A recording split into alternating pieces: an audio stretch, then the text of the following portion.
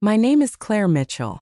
I am 30 years old and I make a living predicting worst-case scenarios for a fintech company in Denver. But nothing in my job ever prepared me for the 10-second voicemail that blew up my family. It came in on a Tuesday afternoon right between a risk report and a cold cup of coffee. I tapped play and heard my mom's voice, flat and businesslike, as if she were canceling a subscription. Not her daughter. "You're out. Don't come back. We're moving on without you." No explanation, no emotion, just a verdict. For a second, I just stared at my phone, feeling my heartbeat in my ears. Then the part of my brain that spends all day locking down other people's money quietly kicked in. I didn't call back. I didn't argue. I typed one simple text. "Okay." Then I moved on first. I logged into the family LLC I had built from scratch, the one holding our rental properties and the new triplex we were about to close on, and I locked every permission that had my name on it. No more deals signed with my credit. No more transfers without my approval. Then I called the real estate agent and pulled myself out of the house deal they were counting on. House dealed. Finally, I froze the retirement account structure I had set up for them so nothing could be changed or drained behind my back. By the time my coffee was finished, so was every easy road they thought they had through me. I figured that would be the end of it. Instead, by the next morning my phone showed 46 missed calls and a voicemail from their lawyer saying, "We have a serious problem." I actually laughed when I heard it and typed my reply, because they had no idea the problem wasn't me being gone. It was what I took with me. Stay with me until the end, and you'll see how one cold voicemail turned into a family revenge story where the person they tried to cut out ended up holding every last card. The next morning, I woke up to my phone buzzing itself toward the edge of the nightstand. For a second, I thought it was my alarm. Then I saw the screen. 46 missed calls. Mom, Dad, unknown numbers. One from a law office I recognized. The latest notification was a voicemail from their lawyer. I put in my earbuds and hit play while I started the coffee machine. "This is Evan Coleman, counsel for Mark and Diane Mitchell. Claire, we need to talk. This is serious. Please call me back as soon as possible." His voice was tight in that way lawyers get when they realize their clients left out important details. I let the message end and stared at the wall for a moment, listening to the coffee drip. My phone kept lighting up as new texts came in from Mom. "Claire, this is just a misunderstanding. Call me.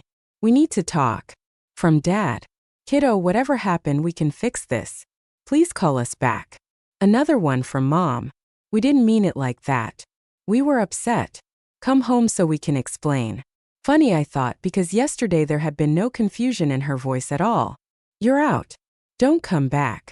We're moving on without you." That had sounded pretty clear to me. I scrolled, half expecting to see Brooke's name somewhere in the flood. Nothing. Not a single text or missed call from my little sister, who usually spammed our family group chat over the smallest thing. For someone who loved attention, she was very quiet.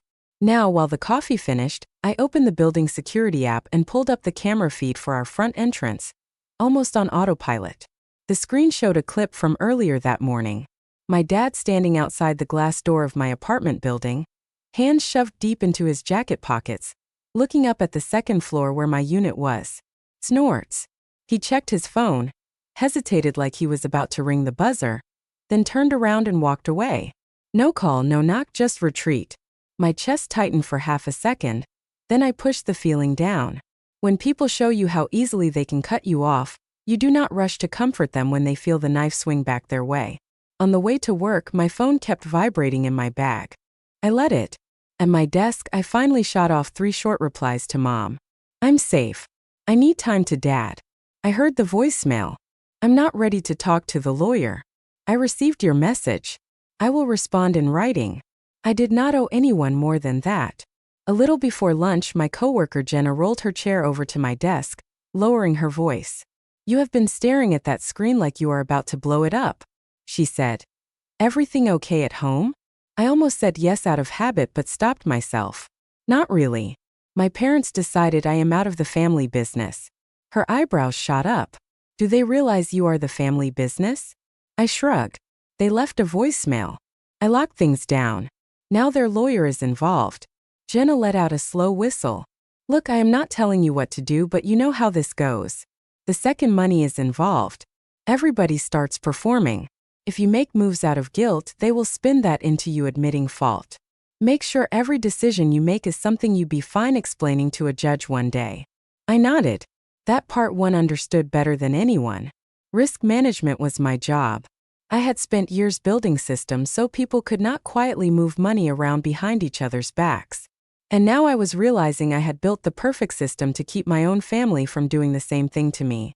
As I walked to the break room to refill my coffee, my phone buzzed again.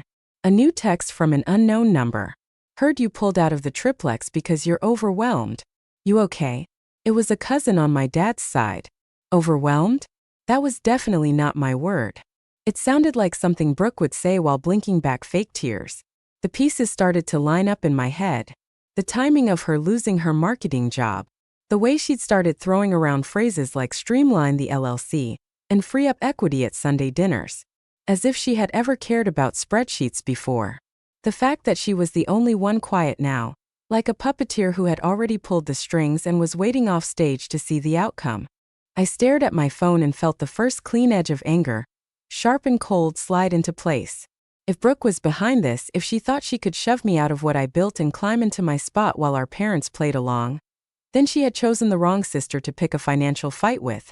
2 days later, I tried to pretend life was normal by doing something painfully ordinary. I went to the local coffee shop. I always hit on Saturdays. The kind of place where the barista knows your order, and the regulars talk about hiking and housing prices. I had just picked up my latte when I heard someone call my name. Claire. Hey. I turned and saw Tom Reynolds, one of my dad's old buddies from the garage he used to work at. He clapped me on the shoulder like nothing was wrong. Heard about the triplex?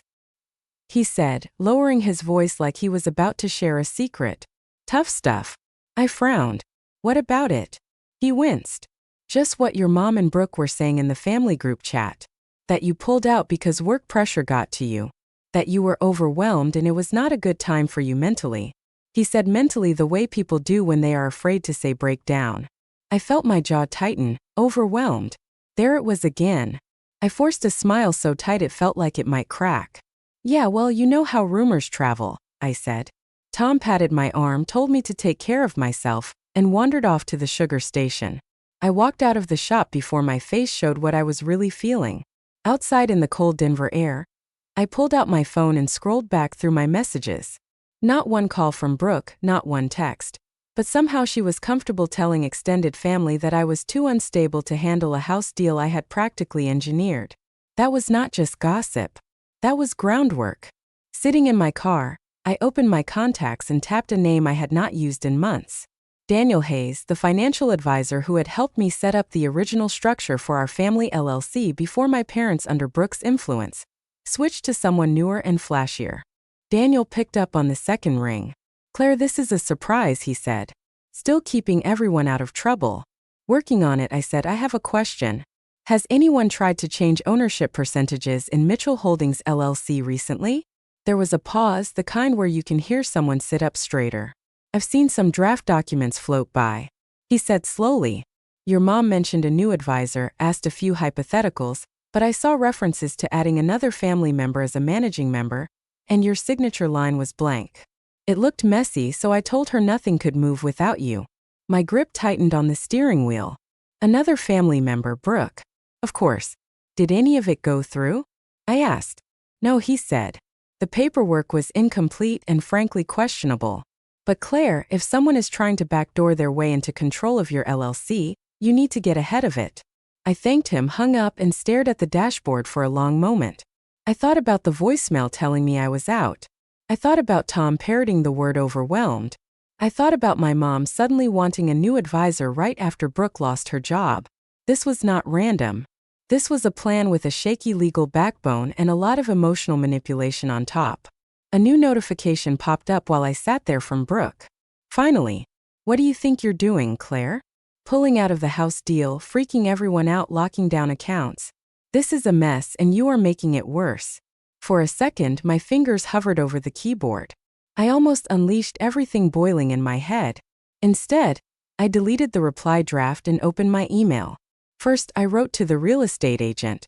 Per our conversation, Please consider this written confirmation that I have withdrawn from the Mitchell triplex purchase as a borrower and primary qualifier. Any further representation that I am participating in this transaction is inaccurate and unauthorized. Then I asked for a formal cancellation notice to be sent to my parents, copying their lawyer. Next, I opened a new message, this time addressed to Brooke, but written like any other risk escalation I would send at work. Brooke, this email serves as formal notice that any attempt to alter ownership, signature authority, or financial structure related to Mitchell Holdings LLC, its associated properties or retirement accounts without my written consent is unauthorized and may constitute fraud. Do not sign my name. Do not imply my approval. Any such action will be documented and shared with legal counsel. Claire Iyer. No yelling, no name calling, just facts and consequences. I sent it, then turned my phone face down on the passenger seat. By the time I drove home, my call log showed 6 more attempts from Mom, 3 from Dad, none from Brooke. At my apartment, I opened my laptop and started a new folder labeled Family Risk File. I dragged in screenshots of texts, the lawyer's voicemail, Daniel's notes, the email I just sent. Every move, every lie, every attempt to paint me as unstable was going in there. Because if Brooke was building a story where I was the problem, where I was the weak link to be cut out so she could slide in, then I was going to build a better story. One backed by timestamps and evidence. And I could not help wondering as I watched the files pile up on my screen how many families blow up like this because one person values the truth less than the role of victim they have been rehearsing their whole life. 3 days later, an unknown number flashed on my screen in the middle of a spreadsheet. I almost let it go to voicemail until I saw the firm name. This is Claire. Claire. This is Jason Liu, your parents' new financial advisor, he said. I just need to go over some discrepancies in the Mitchell retirement structure. That word made me sit up. He explained he'd been reviewing the LLC and retirement accounts and had seen draft forms adding Brooke as a co-trustee or managing member with my name referenced as approving changes, but no actual signature from me. To be clear, Jason, I have not approved anything. I said, I haven't signed a thing since the day and I set it up. Jason sighed. I figured your family is under the impression you stepped away and that these changes are what you want. The word overwhelmed came up. From a compliance standpoint, I needed your confirmation. Treat every request as unauthorized unless you see my live signature. I told him, if someone claims otherwise, ask for written proof. You won't get any. After we hung up, my cousin Megan called. Are you okay? She blurted. Because the way Brooke has been talking, it sounds like you are falling apart. I asked what exactly Brooke was saying. That you pulled out of the triplex because of anxiety? That you hoard control of the LLC? That you threatened to cut Mom and Dad off financially, Megan said. Now she's posting about abusive power in families. None of that is true, I said. Megan lowered her voice. I didn't think so. It doesn't match the Claire who paid for their roof. I just wanted you to know what was being said. Thanks. Screenshot if you feel like it. Otherwise, don't feed her audience. We hung up. A second later, an email thread popped into my inbox. Subject Mitchell Triplex Purchase Update. It was from our agent Susan with my parents Brooke and Evan, the lawyer on copy. Quoted under her reply was Brooke's message. Susan, as we discussed, Claire has pulled out due to personal mental health struggles. We need to move forward without her. Please respect her limitations, Brooke had written. Sounding so caring it made my skin crawl. Susan's actual reply was crisp.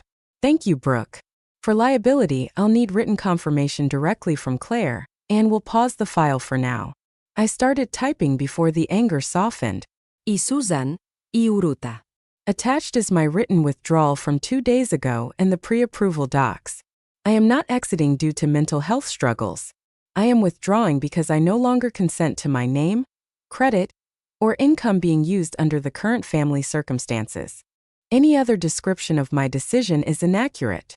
Thanks for pausing the file. Claire, I copied Evan and Jason, attached everything proving I had been the driver from day one. Susan Snorts replied quickly to the smaller group. Understood. I will ignore Brooke's prior message and only act on instructions that come from you. A quiet email followed from Evan. Received. We should talk about next steps. That night, there was an envelope taped to my apartment door with my mom's handwriting. Inside on lined paper she'd written, We love you. We were emotional. Please call us so we can fix this before it goes too far. Love, Mom. For a second, my chest hurt. I could picture her at the kitchen table while Brooke paced and cried, arranging the story. My phone buzzed again. Megan had sent a screenshot of Brooke's newest post. Sometimes the most dangerous person in a family is the one who controls all the money and punishes you when you don't obey. It said, healing means walking away from people who weaponize their power, even if they share your last name. The comments were full of hearts and you go girl. I put the note from my mom next to my laptop and opened the folder labeled Family Risk File. Emails, voicemails, advisor notes, screenshots, all lined up in neat little rows. Up until now, I'd just been shutting doors. As I watched the files stack up, I realized defense wasn't enough. If Brooke wanted to build a narrative where I was the villain, I was going to answer with something she couldn't spin. A simple documented story that left her standing alone in the light. The next morning, while I was at my desk, my phone buzzed with a new text from my mom. Just 5 minutes, no arguing. Please. I stared at it. 5 minutes wasn't going to fix a voicemail that told me not to come back, but it sounded more like her than anything she'd sent in weeks. Call me, I wrote. She answered immediately, and I heard the faint speaker echo. Your dad is here too, she said. Hey kiddo, Mark added. You wanted 5 minutes, I said. Mom exhaled. We messed up, Claire. Saying, you're out. Don't come back. That was extreme. We shouldn't have said it like that. You didn't. I said you said exactly that. She went quiet, then tried again. Your sister told us things. She said that you were planning to cut us out of the LLC, talking to lawyers about removing us from retirement accounts, saying you were tired of carrying us and wanted full control. She said you told her after dinner in the car. None of that ever happened. I said. Did you hear those words from me directly? Well, no, Mom admitted. Brooke said you talked in the car on the way home. I took my own car that night, I said. I left alone. There was no car ride. Dad swore softly. Why would she make that up? Mom whispered, but it sounded like she already knew the answer. Maybe because she wanted what I have, I said. If I am unstable and power hungry, sliding herself into documents looks like protecting you, not using you. Dad sighed. This is past family drama now. Evan called. Jason called you. Susan paused to the house. I know, I said. That's why I'm done with whispers. We're going to sit down, all 4 of us in the same room. No speakerphone, no vague posts. It'll bring documents. You bring everything Brooke told you. Then we see what survives. Do we have to involve lawyers? Mom asked. They're already involved. I said the question is whether they see Brooke's story first or the evidence. When? Dad asked. Tomorrow 6 at the house. I said if Brooke won't come. That's an answer too. The next evening, I walked into my parents' living room with a thick folder under my arm. Same beige couch, same framed school photos, completely different air. My parents sat together on the sofa. Brooke perched in an armchair with a tissue like a prop. She wouldn't look at me. Thanks for coming, Dad said. I set the folder and my phone on the coffee table. Just so we're clear, I said. Nothing about this is off the record in my head. If anyone lies, I won't keep it here. Brooke scoffed. Wow, way to make this hostile. We're family. Then the truth shouldn't scare anyone, I said. Mom twisted her hands. Brooke. Honey, tell Claire what you told us. No, I said. Brooke can speak for herself. Go ahead. Brooke rolled her eyes. I just repeated what you said. She snapped. That you were done carrying everything. That you were thinking of pulling your name off things. That you wanted full control of the LLC so you didn't have to consult them. And this was in the car after dinner, right? I asked. She nodded. Yeah. You were upset. You probably don't even remember. I opened the folder, pulled out a printed statement, and slid it over. That night at Harbor Grill, right? Check the timestamps. Mom's eyes moved down the page. Brooke's rideshare receipt to their house at 10:15. My gas station charge across town at 10:13. Different routes, different cars. I drove myself. I said. You took a car alone. There was no car conversation. Maybe it was another night, Brooke said quickly. Before you say that, here's the only other time we all had dinner in the last 3 months, I said, flipping to another printout. That night, you left early to meet friends. I stayed to pay. No private ride then either. Dad leaned back slowly. Brooke, he said quietly. She shrugged. Memory is weird. I was trying to help. I thought she was serious about needing a break. I laid down the email to Susan next. My withdrawal sent before Brooke's mental health story. Then Susan's reply saying she'd ignore anything that didn't come from me. Snorts. Then Jason's note about draft documents with my name referenced but not signed. Then screenshots of Brooke's posts and Megan's messages. One by one, the pages built a line from my voicemail to this couch. Mom finally turned to Brooke. You told us you saw emails, she whispered. You told us Claire said she was done with us. Brooke sat up straighter. So now you just believe her because she printed things. She said she's always liked control. She's twisting everything to make me look crazy. Dad fixed his eyes on her. The truth doesn't fall apart when you hold it next to a receipt. He said yours did. Mom looked at me, and for the first time since that voicemail I saw something shift. We always thought you could handle more. She said. We saw Brooke as fragile, so we protected her and pushed responsibility onto you. And now I am sitting here realizing the only person who has lied to us is the one we told not to come back. Brooke opened her mouth, but Mom lifted a hand. Not this time, she said softly. The word no landed between them, and I felt something inside me finally quietly slide back into place. They had tried to cut me out based on a script Brooke wrote. Now they were watching that script burn page by page and realizing they were seconds away from losing the one person who had actually kept them afloat. The silence after my mom's nose sat there like a fifth person in the room. Brooke shifted in her chair, eyes darting between our parents and me, testing which way the wind was blowing. So what now? She snapped finally. You've got your little packet of papers. Congratulations, Claire. Are you happy you made Mom cry? I ignored the jab. This is not about anyone crying, I said. It's about consequences. You told me I was out. You tried to push changes through behind my back. You told people I was unstable so you could step into things I built. That has to mean something other than a sad Facebook post and everyone pretending it never happened. My dad rubbed his jaw the way he did when he was lining up a difficult repair in his head. What do you think should happen? He asked. Brooke whipped her head toward him. Seriously, Dad, you're asking her? I met his eyes. You wanted me out of the family business? I said fine. It'll step back from being the default safety net, but that also means no one gets to quietly use my name, my credit, or my work. Starting with making sure Brooke has zero access to anything I've set up. My mom hesitated. Brooke doesn't have access, she started, but I shook my head. Not formally, maybe I said. But she's been in meetings. She's been in group chats about the triplex. She's been talking to advisors like decisions were already moving in her favor. That stops today. Dad's side looked at Brooke. Honey, he said, we need to be clear here. No more talking to advisors for us. No more speaking on our behalf. No more hinting that Claire is okay with things when she is not. Brooke blinked hard. So you're just going to cut me out? She said, voice going high and thin. After everything I have done for you. What exactly is that? I asked, unable to stop myself. The Instagram story about being raised by wolves in the suburbs, or the half-baked business plans you wanted me to fund. Mom flinched but didn't scold me this time. Mark, she said quietly. Maybe we should make it official. No additional beneficiaries, no shared accounts, no promises we can't keep. We've been saying for years we'd help Brooke start something, pay off this card, co-sign that loan. All it has done is make her think she is entitled to money that isn't there until Claire builds it.